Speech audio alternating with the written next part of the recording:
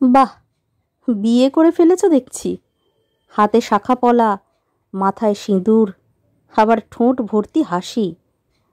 আমার স্মৃতিগুলো বুঝি গুলে খেয়ে হজম করে ফেলেছ? এই ছিল তোমার ভালোবাসা? আমি ছেড়ে গিয়েছিলাম 6 মাসের বেশি হয়নি, আর তুমি বিয়ে করে ফেললে।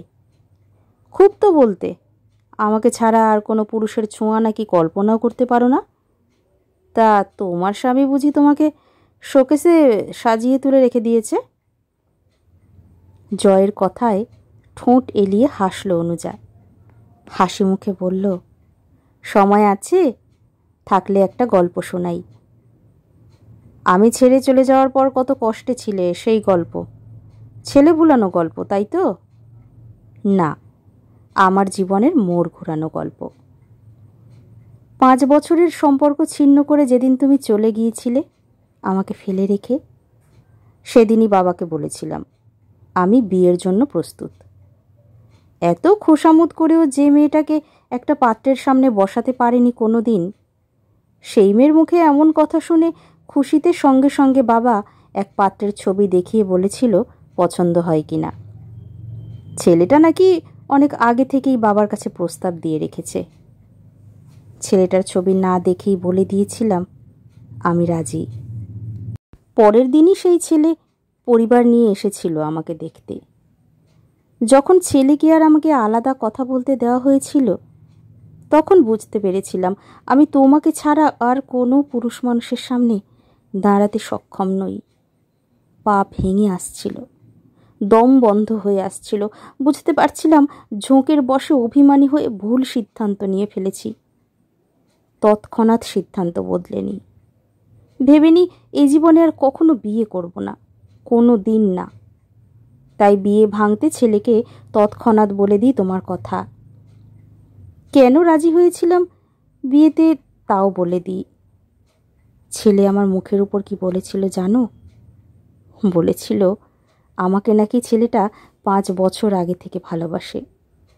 একবার যখন পেয়েছে আর কখনো হারাতে দেবে না। 5 বছর আগে আমাকে সে বলেও ছিল ভালোবাসার কথা, কিন্তু আমি তখন তোমার মোহে পড়েছিলাম, তাই ফিরিয়ে দিয়েছিলাম তাকে। আসল নকলের পার্থক্য না চিনে নকল রত্নের চাকচিক্যে আবিষ্ট হয়েছিলাম। সে নিজের ভালোবাসার উপর বিশ্বাস রেখে অপেক্ষা করে গেছে আমার জন্য। বাবার কাছে বিয়ের প্রস্তাবও দিয়ে রেখেছে।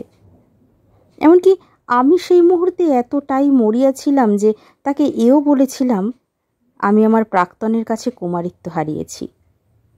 তবুও সে হাসি মুখে বলেছিল, তোমার কুমারিত্বকে নয়, তোমাকে ভালোবেসেছি, তুমি তো আর হারাওনি।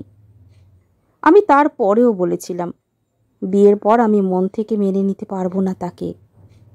এক জীবনে ভালো তো একজনকেই বাসা যায়। সে আবারও বলেছিল বিয়ের পর আমি ততদিন তোমার বন্ধু হয়ে থাকতে চাই যতদিন না তুমি আমাকে মন থেকে ভালোবাসি বলছো। তাতে যদি সারা জীবনও সময় লাগে তাতেও আমি রাজি।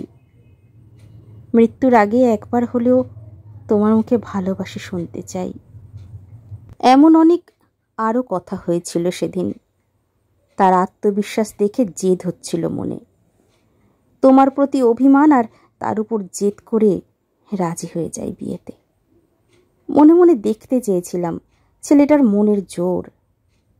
তাকে বলি বিয়ে 2 দিনের মধ্যে হতে হবে, তাতেও সে রাজি হয়। 2 দিনের মাঝে বিয়ে হয় আমাদের। আজ থেকে ঠিক 6 মাস আগে আমি তার নামের সিঁদুর পরেছিলাম সিঁথিতে। তোমাকে আমি ছুঁতে দিইনি বলে ছেড়ে গিয়েছিলে না আমায়, আর সে আজও আমাকে ছুঁয়ে দেখেনি।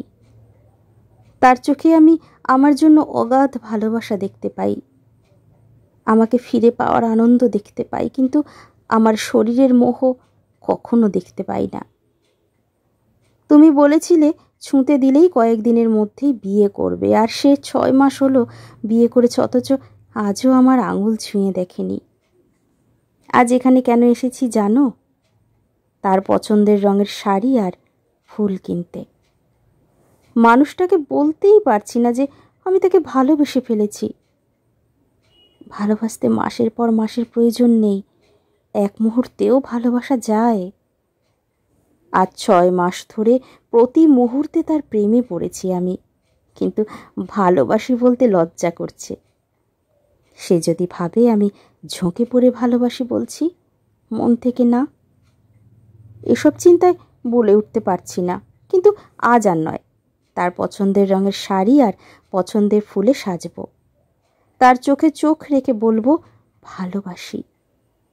আমি জানি সে আমার চোখের ভাষা ঠিক বুঝবে। তনুজা চলে গেল নিজ গন্তব্যে। জয় তাকিয়ে রইল অপলক। যে মেয়েটার শরীরের টানে অনুজার হাত ছেড়েছিল সেদিন, আজ সেই মেয়েটা টাকার টানে এক মধ্যবয়স্ক বড়লোকের বউ।